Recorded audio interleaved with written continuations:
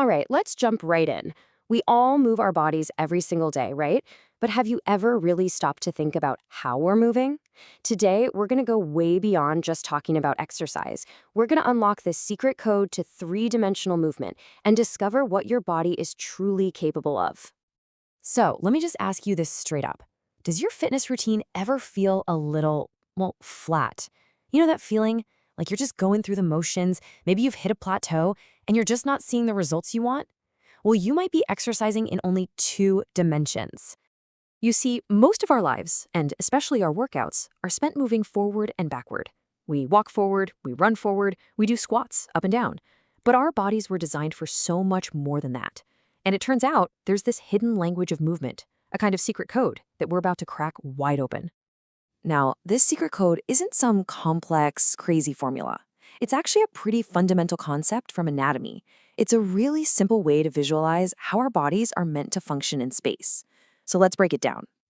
Okay, to really get this, I want you to imagine three giant, invisible sheets of glass passing right through your body.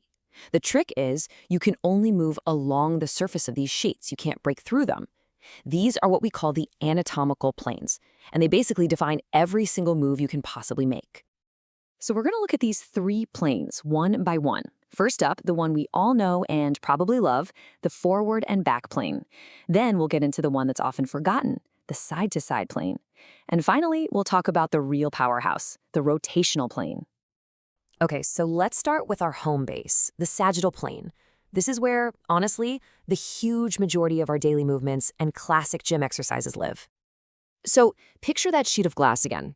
This time, it's standing straight up, vertically, and it's slicing you perfectly into a left half and a right half. Any movement you do forward or backward, like taking a step, happens parallel to this sheet of glass. The key actions that happen here are flexion, which is really just a fancy word for bending a joint, and extension, which is straightening it out. Think about bending your elbow for a bicep curl or your knee in a squat. Even pointing and flexing your foot falls into this category. And just look at this list. It shows you exactly how dominant this plane is in our workouts. I mean, squats, running, lunges, curls, these are all pure sagittal plane movements. For most of us, this is the bread and butter of our entire fitness routine. Okay, but now it's time to step out of that forward and back groove. It's time to start moving sideways. So welcome to the second plane of motion, the frontal, or as it's sometimes called, the coronal plane. This time, our imaginary sheet of glass is still vertical, but it's dividing the body into a front half and a back half. So any movement you do side to side, like if you were doing a big cartwheel, would glide right along this plane. The main movements to know here are abduction, which is just moving a limb away from the center of your body, and adduction, moving it back toward the center. You know, even a simple shoulder shrug up and down is a frontal plane movement. Think about exercises that make you feel wide. A jumping jack is the absolute perfect example, right? Your arms and legs are abducting and adducting over and over.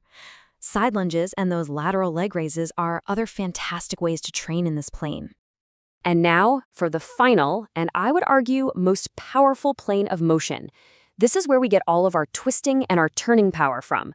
Let's take a look at the transverse plane. Our last sheet of glass lies totally flat, horizontally, cutting the body into a top half and a bottom half. This is the plane that allows for all rotational movement. You know, think of a dancer spinning. That's a pure transverse plane move. So yeah, all movement in this plane is based on rotation, twisting your torso, turning your head to look behind you, or even moving your arm across your chest like you would in a chest fly exercise. These are all happening in the transverse plane. This plane is really the secret to athletic power. Swinging a bat, a golf club, throwing a punch, all of that generates immense force through rotation. It's also where you'll find exercises like Russian twists and wood chops. Okay, so we've got our three planes, forward and back, side to side, and rotational. But what's the big takeaway here? I mean, why should you actually care about any of this? Let's connect the dots. And that's exactly the right question to be asking.